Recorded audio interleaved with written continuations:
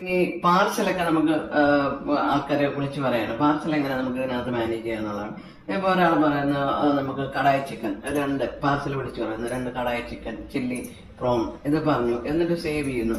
അപ്പോൾ സേവ് ചെയ്തിട്ട് നമുക്ക് ഇവിടെ കസ്റ്റം ടിക്കറ്റ് എന്ന് പറയുന്ന നമുക്ക് കസ്റ്റമർ നമ്പർ ഇവിടെ കൊടുത്തിട്ട് നമുക്ക് ഇപ്പൊ ഏതെങ്കിലും നമ്പർ, ഇപ്പൊ കസ്റ്റമർ നമ്പർ നമുക്ക് വിളിക്കുന്ന നമ്പർ ഏതാണോ അത് വെച്ചിട്ട് നമുക്ക് എന്തെങ്കിലും. അപ്പൊ ഇനി അതല്ല, ഇനിയിപ്പോ നമുക്ക് എന്തെങ്കിലും കമന്റ്, ഇപ്പൊ മസാല കൂട്ടി വേണം, അപ്പൊ നമുക്ക് എന്തെങ്കിലും മസാലയുടെ എന്തെങ്കിലും കമന്റ് വേണമെങ്കിൽ നമുക്ക് ഇടാം, അല്ലെങ്കിൽ ലൊക്കേഷൻ വേണമെങ്കിൽ നമുക്ക് ഇതിനകത്ത് ടൈപ്പ് ചെയ്ത് കൊടുക്കാൻ പറ്റും.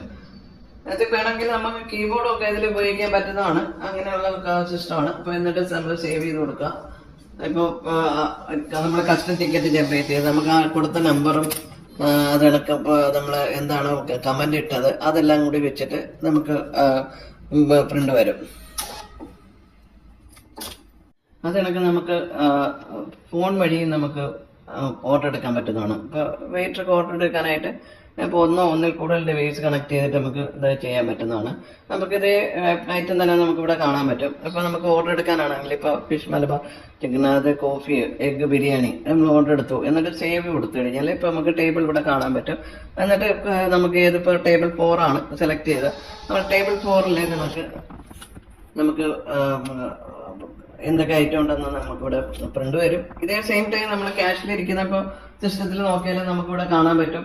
ഇപ്പൊ ആ ടേബിൾ 4 ജസ്റ്റ് നാവ് നമുക്ക് ഓർഡർ കിട്ടി, അതെന്തൊക്കെയാണെന്നുള്ളത് നമുക്ക് ഇവിടെ ഓപ്പൺ ചെയ്ത് കാണാനും പറ്റും. ഇനിയിപ്പോ ഇവിടെ നിന്ന് തന്നെ ഇനി ആഡ് ചെയ്യണമെങ്കിൽ ഇവിടെ നിന്ന് ആഡ് ചെയ്ത് കൊടുക്കാം. അതല്ല നമുക്ക് ഫോൺ വഴി തന്നെ വേണമെങ്കിൽ ആഡ് ചെയ്യാം. ഇനി പുതിയ ഇത് ആഡ് ചെയ്യാനാണെങ്കിൽ ഇപ്പൊ എഗ് ബിരിയാണി ഒരാൾ പറഞ്ഞു, അപ്പൊ അതിന് വെച്ചിട്ട് നമ്മള് ഫോൺ വഴി നമുക്ക് ഇപ്പൊ ഇതിനെ സേവ് ചെയ്യിക്കുന്നു. നമുക്കിപ്പോ ടേബിൾ ഏതാണെന്ന് സെലക്ട് ചെയ്യുന്നു, ടേബിൾ 5 കൊടുത്തു. നമ്മൾ ടേബിൾ 5ന്റെ വലിയ ഇതിനൊക്കെ പ്രിന്റ് ആയിട്ട് വരും. ഇത് കേട്ട് ഡയറക്റ്റ് ഇതിപ്പോ സെയിം പ്രിന്ററിൽ തന്നെ കേട്ട് ജനറേറ്റ് ചെയ്യുന്നതാണ്. നിങ്ങൾക്ക് വേണമെങ്കിൽ കിച്ചണിലേക്ക് വേറെ പ്രിന്റർ വയ്ക്കാൻ പറ്റും. ഡയറക്റ്റ് കിച്ചണിലെ പ്രിന്റ് പോകും, നമ്മൾ ഇതൊന്നും പറയേണ്ട കാര്യമില്ല. അപ്പൊ അങ്ങനെയുള്ള ഒരു ഫുൾ സിസ്റ്റം ആണിത്.